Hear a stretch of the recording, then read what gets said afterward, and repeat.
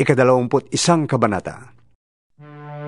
Pagkatapos nito, nakita ko ang isang bagong langit at isang bagong lupa. Wala na ang dating langit at lupa. Wala na rin ang dagat.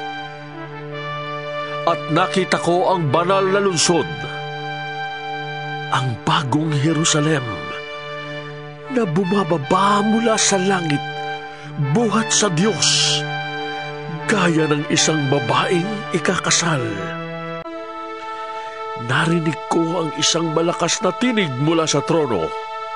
Ngayon, ang tahanan ng Diyos ay nasa piling na ng mga tao. Mananatili siyang kasama nila at sila'y magiging bayan niya. Makakapiling nilang palagi ang Diyos at siya ang magiging Diyos nila. At papahirin niya ang bawat luha sa kanilang mga mata. Wala nang kamatayan, dalamhati, pag-iyak at sakit, sapagkat lumipas na ang dating mga bagay.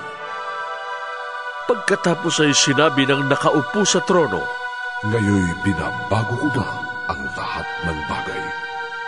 At sinabi niya sa akin, "Isulat mo, maasahan at totoo ang mga salitang ito."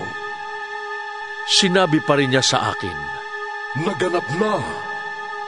Ako ang Alpha at ang Omega, ang simula at ang wakas. Ang sinumang nauuhaw ay bibigyan ng tubig na walang bayad, na mula sa bukal na nagbibigay buhay. Ang magtatagumpay ay magmamana sa lahat ng mga bagay. At ako'y magiging Diyos niya, at siya na may magiging anak ko. Subalit malagim ang kasasapitan ng mga duwag, ng mga taksil, ng mga nagpapasasa sa kasuklam-suklam na kahalayan, ng mga mamamatay tao, ng mga nakikiapid, ng mga mangkukulam, ng mga sumasamba sa Diyos-Diyusan, at lahat ng sinungaling. Ang magiging bahagi nila'y sa dagat na asupreng nagliliyab. Ito ang pangalawang kamatayan." ang isa sa 7 anghel na may dalang 7 mangkok na puno ng 7 huling salot ay lumapit sa akin. Sabi niya, "Halika, at ipapakita ko sa iyo ang babaeng mapapangasawa ng kordero." Napasailalim ako sa kapangyarihan ng Espiritu, at ako'y dinala ng anghel sa ibabaw ng isang napakataas na bundok. Ipinakita niya sa akin ang Jerusalem, ang banal na lungsod na bumababa mula sa langit buhat sa Diyos. Nagliliwanag ito dahil sa kaningningan ng Diyos. Kumikislap na parang batong hiyas, gaya ng diamanting sinlinaw ng kristal.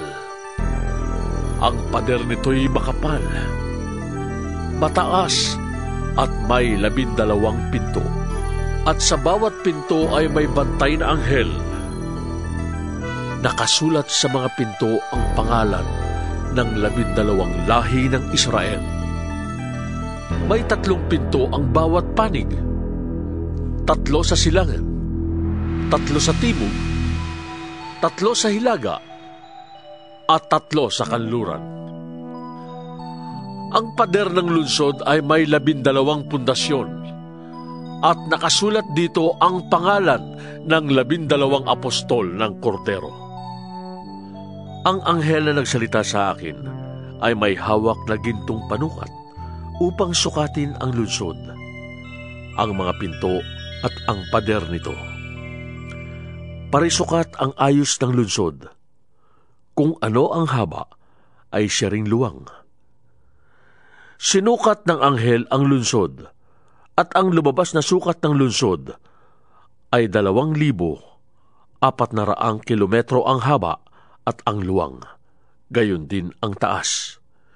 Sinukat din niya ang pader, at 66 na metro naman ang taas nito, ayon sa panukat na dala ng anghel. Batong haspe ang pader, at ang lungsod ay lantay na gintong kumikinang na parang kristal. Ang saligan ng pader ay puno ng lahat ng uri ng mahahalagang bato. Haspe ang una, safiro ang ikalawa, kalsedonia ang ikatlo, esmeralda ang ikaapat, onise ang ikalima, cornalina ang ikaanim, krisolito ang ikapito, berilo ang ikawalo, topasyo ang ikasyam, krisopraso ang ikasampu, hasinto ang ikalabing-isa, at amatista ang ikalabindalawa. Perlas ang 12 pinto. Bawat pinto ay yari sa iisang perlas. Purong ginto ang lansangan ng lungsod at kumikinang na parang kristal. Napansin ko na walang templo sa lungsod, sapagkat ang pinakatemplo doon ay ang Panginoong Diyos na makapangyarihan sa lahat at ang Kordero. Hindi na kailangan ng araw o ang buwan upang bigyan ng liwanag ang lungsod, sapagkat ang kaluwalhatian ng Diyos ang nagbibigay ng liwanag doon. Ang Kordero naman ang siyang ilawan. Sa liwanag nito'y lalakad ang lahat ng tao na naligtas. At dadalhin doon ng mga hari sa lupa ang kanilang kayamanan. Mananatiling bukas sa buong maghapon ang mga pinto ng lungsod, sapagkat hindi nasasapit doon ang gabi. Dadalhin sa lungsod ang yaman at dangal ng mga bansa, ngunit hindi makakapasok doon ang anumang bagay na marumi sa paningin ng Diyos. Ito'y ang mga gumagawa ng masama at ang mga sinungaling, ang mga tao lamang na ang pangalan ay nakasulat sa aklat ng buhay ng Kordero ang makakapasok sa lungsod.